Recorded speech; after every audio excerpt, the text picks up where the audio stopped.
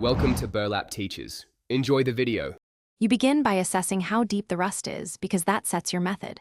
Put on gloves and secure the tawa over the sink. You want containment. Pour white vinegar to cover the rusted area if it's light to moderate. Vinegar dissolves iron oxide.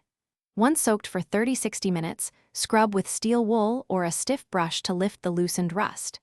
If areas resist, re-soak briefly. Make sure to rinse frequently so you can see progress and avoid over-scrubbing. Once the obvious rust is removed, you move to deeper cleaning. For stubborn patches, soak the pan in a 1:1 vinegar and water mix up to 4 hours.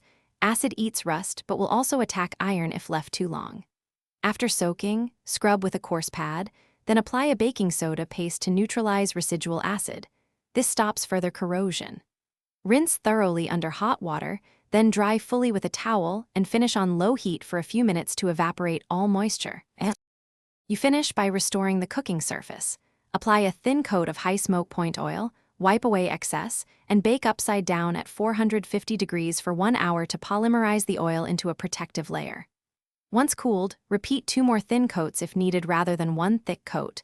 This builds durable seasoning. If the surface feels sticky, wipe with solvent and rebake. Troubleshooting. For deep pitting, you may need light grinding to level rust. Then repeat full neutralization and seasoning. Timing errors cause re-rusting. Thanks for watching. Consider subscribing if this video helped you.